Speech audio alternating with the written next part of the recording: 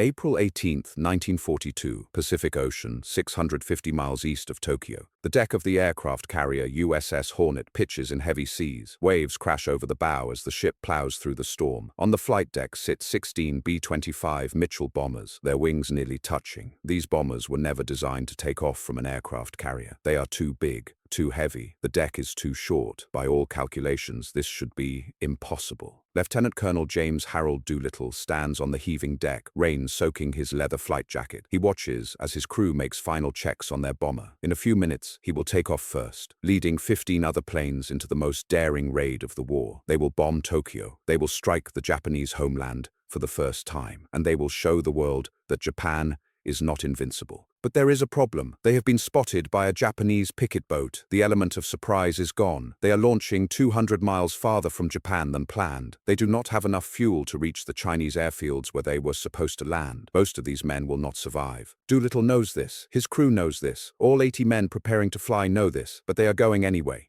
This is the story of the Doolittle Raid, the most audacious bombing mission in history, a raid that changed the course of the Pacific War, a mission that inspired America and humiliated Japan. This is the story of 80 men who volunteered for a mission from which they might never return. The story begins 4 months earlier, in the dark days after Pearl Harbor. On December 7, 1941, Japanese carrier-based aircraft attacked the United States Pacific Fleet at Pearl Harbor, Hawaii. In 2 hours, they sank or damaged 8 battleships, destroyed nearly 200 aircraft, and killed over 2,000 Americans. It was the worst military disaster in American history. The next day, the United States declared war on Japan. But America was not ready for war. The Pacific Fleet was crippled. The Philippines would fall. Guam was lost. Wake Island was overrun. Singapore fell to the Japanese. The Dutch East Indies were conquered. By early 1942, Japan controlled most of the Western Pacific and Southeast Asia. They seemed unstoppable. American morale was at rock bottom. The nation needed hope. The nation needed a victory. The nation needed revenge. President Franklin D. Roosevelt demanded action. In January 1942, just weeks after Pearl Harbor, Roosevelt told his military chiefs that he wanted Japan bombed as soon as possible. It did not matter how it was done. It did not matter how much it cost. America needed to strike back. The military chiefs faced an enormous problem. How do you bomb Japan? There were no American air bases within range of the Japanese home islands. Every Allied base in the Pacific had been captured or was under siege. American bombers could not reach Japan from anywhere. Captain Francis Lowe, a staff officer for Admiral Ernest King,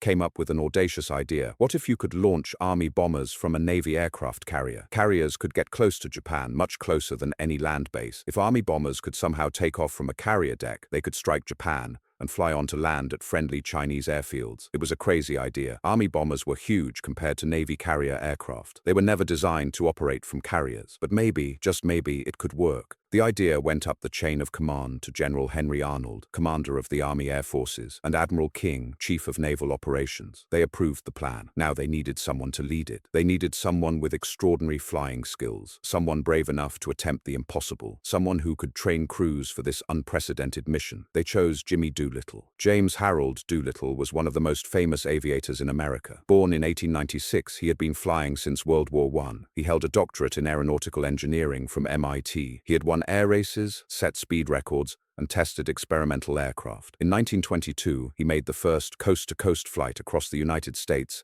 in less than 24 hours. In 1929, he made the first completely instrument-controlled flight, flying blind using only instruments. He was a daredevil, a pioneer, and a brilliant pilot. He was also 45 years old and held a desk job in Washington. When Arnold offered him command of this mission, Doolittle jumped at the chance. Doolittle selected the B-25 Mitchell bomber for the mission. The B-25 was a twin-engine medium bomber with a crew of 5. It could carry a decent bomb load and had a range of about 1,300 miles, but the mission would require flying over 2,000 miles from the carrier to targets in Japan and then on to China. Doolittle ordered the bombers modified. They stripped out unnecessary weight, removed defensive guns, added extra fuel tanks in every available space. They carried 4 500-pound bombs instead of a full load. Every modification was designed to extend their range. In February 1942, Doolittle began recruiting crews. He needed volunteers. He told them the mission would be extremely dangerous. He could not tell them what the mission was, only that it would be hazardous. Despite this, he had no shortage of volunteers. He selected 80 men from the 17th Bombardment Group, forming 16 crews of 5 men each. The crews trained at Eglin Field in Florida. They practiced short takeoffs, learning to get their heavy bombers airborne in the shortest possible distance. They practiced low-level flying, skimming just above the waves to avoid radar detection. They practiced navigation over water, but they did not practice carrier takeoffs. That would come later. On March 31st, 1942,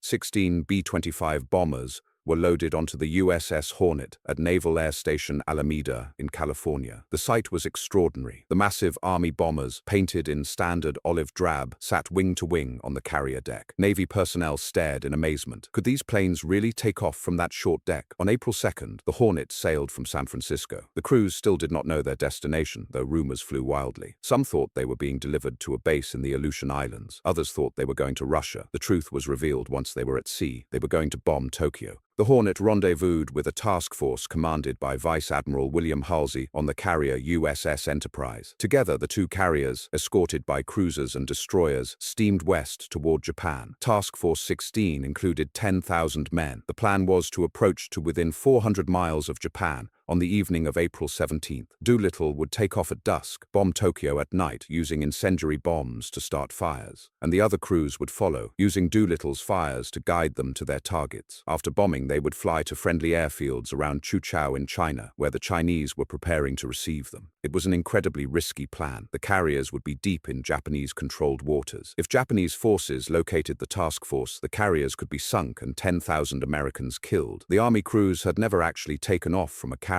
Some might crash on takeoff. Flying at night over open ocean with minimal navigation equipment, some would certainly get lost. Even if everything went perfectly, the bombers would arrive in China nearly out of fuel. But if it worked, it would be the first American attack on the Japanese homeland. It would boost American morale and show Japan that they were vulnerable. Everything went according to plan until the morning of April 18th. At 3:10 a.m., radar operators on the Enterprise detected a Japanese picket boat. These were fishing vessels equipped with radios, positioned in lines far from Japan to provide early warning of approaching enemy forces. Admiral Halsey ordered the task force to continue west at high speed, hoping to get close enough for the original launch plan. But at 7:38 a.m., lookouts spotted another picket boat. This boat was close enough to see the carriers clearly. Radio operators intercepted its transmission, reporting the American task force to Japanese headquarters. The element of surprise was lost. Japanese forces now knew an American carrier task force was approaching Japan. They would be waiting. Halsey made a decision. Launch immediately. It was 650 miles to Tokyo, 250 miles farther than planned. The bombers would run out of fuel before reaching the Chinese airfields. Many crews would be forced to crash land or bail out. The casualties would be heavy, but if they did not launch now, the task force would come under attack from Japanese aircraft and ships. Halsey ordered the cruiser Nashville to sink the picket boat, then sent a message to the Hornet. Launch planes. To Colonel Doolittle and gallant command, good luck and God bless you. At 8:20 a.m., Doolittle climbed into his B-25. He was in the lead position at the very front of the flight deck. Behind him, 15 other bombers were lined up, wings overlapping, stretching back to the stern. The Hornet was pitching heavily in the rough seas. Waves washed over the bow. The wind was gusting. Taking off in these conditions from a carrier deck would be nearly impossible, even for an experienced Navy pilot in a carrier aircraft. Doolittle was an Army pilot in a plane designed for runways, and he had never taken off from a carrier before this moment. A Navy flight deck officer stood at the bow, watching the swells. He would time the launch, so Doolittle released his brakes just as the bow rose on a wave. Doolittle set his flaps, locked his brakes, and pushed the throttles to full power. The engines roared. The bomber shook. The deck officer held up a flag, watching the seas. The Hornet's bow dropped into a trough. Spray washed over the flight deck. Then the bow began to rise. The flag dropped. Doolittle released his brakes. The B-25 lunged forward, accelerating down the pitching deck. The bomber was heavy with fuel and bombs. The deck was short. To everyone watching, it seemed impossible that the plane would make it. Doolittle held the bomber on the deck until the very last moment, then pulled back on the yoke. The B-25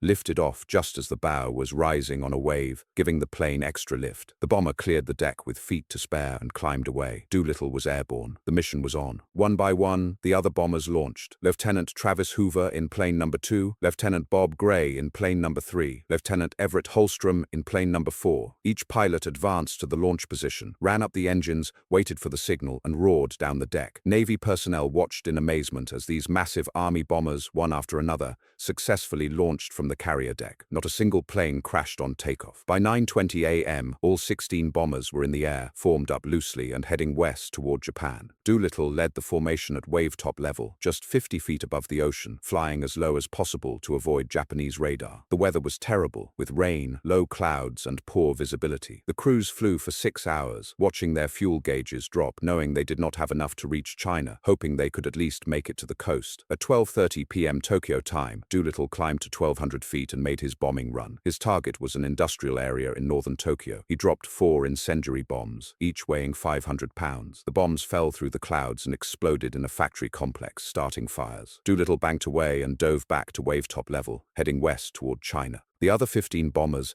arrived over Japan between noon and early afternoon. Some bombed Tokyo, others hit targets in Yokohama, Nagoya, Osaka, and Kobe. The Japanese were completely surprised. Air raid sirens did not sound until after the first bombs fell. Few fighters rose to intercept. Anti-aircraft fire was scattered and ineffective. The American bombers struck their targets and escaped with minimal damage. One bomber took minor anti-aircraft damage. 2 bombers shot down Japanese fighters that belatedly tried to intercept them. Within minutes, the raid was over. All 16 bombers turned west and flew toward China. But now came the real challenge. Flying over the open ocean with no landmarks and primitive navigation equipment, the crews had to find the Chinese coast, locate their designated airfields, and land before their fuel ran out. As they approached China, the weather deteriorated further. Rain turned to storms. Visibility dropped to 0. The airfields at Chuchao were supposed to have radio beacons to guide the bombers in, and flares to mark the runways. But the Chinese had not received word that the raid had launched early. The airfields were dark and silent. One by one, the bombers ran out of fuel over China. Doolittle ordered his crew to bail out at 9:20 p.m. They parachuted into the darkness over mountainous terrain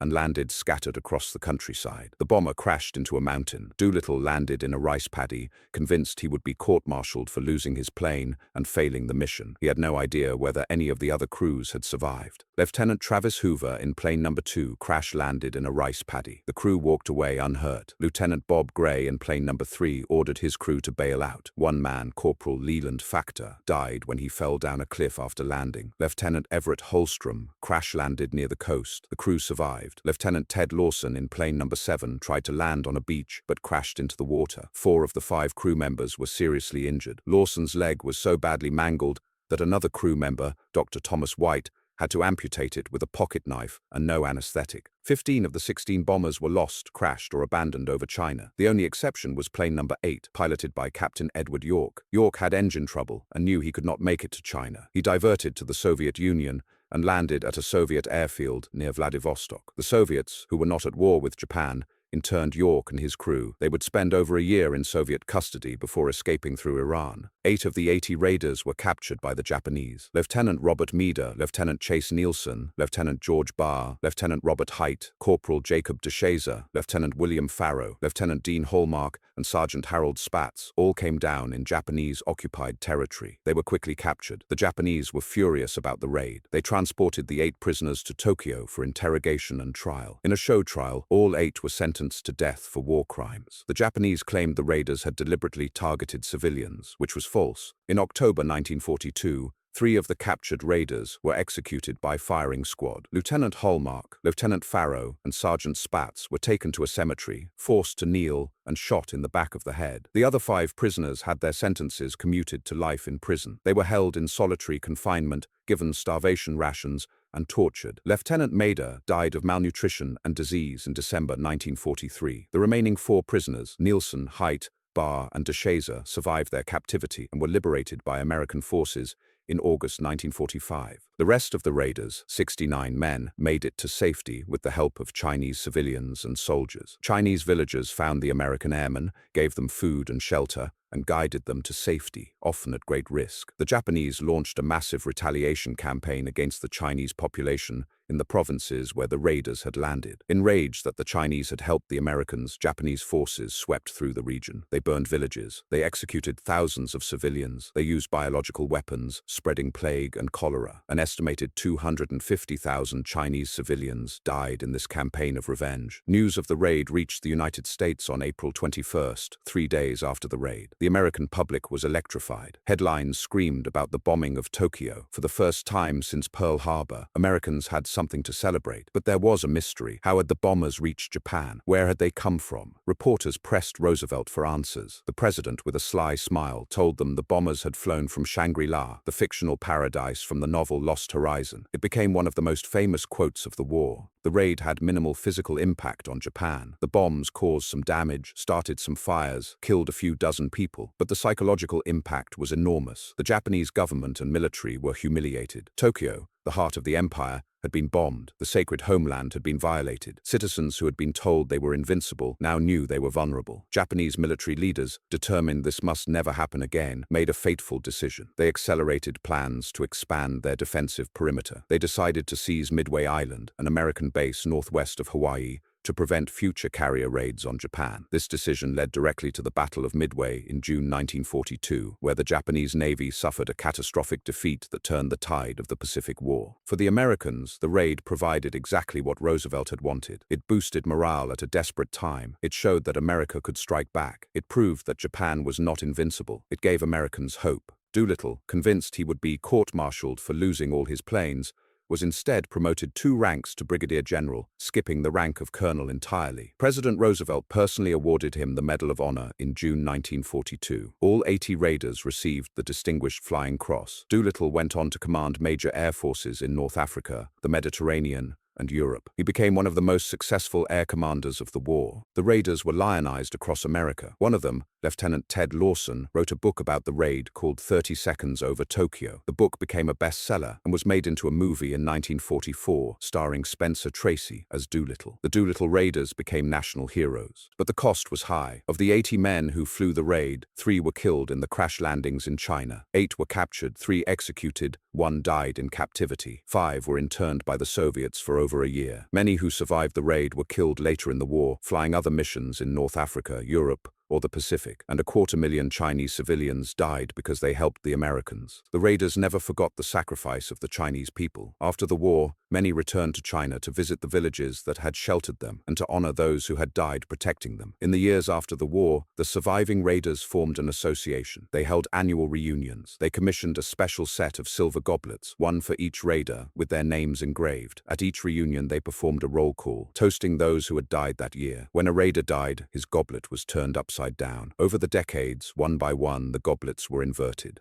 The last reunion where more than a few raiders were present was in 2013. By then, only 4 were still alive. In 2016, the 4 surviving raiders held a final toast. Lieutenant Colonel Richard Cole, Doolittle's co-pilot, was the last survivor. He died on April 9, 2019 at the age of 103. His goblet was turned upside down. The last of the Doolittle Raiders was gone. In 2015, Congress awarded the Doolittle Raiders the Congressional Gold Medal, one of the highest civilian honors. In 2016, the Air Force named its newest bomber, the B-21, the Raider, in honor of the Doolittle Raiders. The legacy of these 80 men endures. The Doolittle Raid accomplished what it set out to do. It did not win the war. It did not destroy Japan's military capability, but it gave America hope when hope was in short supply. It showed that America would fight back. It demonstrated that even after Pearl Harbor, even after all the defeats and disasters of early 1942, American courage and ingenuity could strike at the heart of the enemy. On the morning of April 18, 1942, 80 men took off from the deck of the USS Hornet, knowing they might not survive. They bombed the Japanese homeland, they struck a blow for their country, and they proved that sometimes the most important victories are not measured in targets destroyed or enemies killed, but in the courage to fight when victory seems impossible. The Doolittle Raid stands as one of the most daring missions in military history. It was a mission that should have been impossible. Launching Army bombers from a carrier deck had never been done. Flying over 600 miles to bomb a heavily defended target, then continuing another 1,000 miles over open ocean to crash land in enemy territory was madness. But they did it anyway. Jimmy Doolittle, the brilliant pilot and engineer, led from the front, taking off first, showing his men it could be done. The 16 crews, ordinary Americans from towns across the country, volunteered for a mission they knew was nearly suicidal. The Navy sailors aboard the Hornet and Enterprise risked their ships to carry the bombers within range, and the Chinese people, already suffering under brutal Japanese occupation, risked their lives to save the American airmen. 80 men flew the Doolittle Raid. They came from different backgrounds, different states, different walks of life, but they shared something essential. They had courage, they had determination, they had a willingness to sacrifice everything for their country. That is why we remember them. That is why their story matters. That is why, 80 years later, we still tell the story of the raid that changed the war.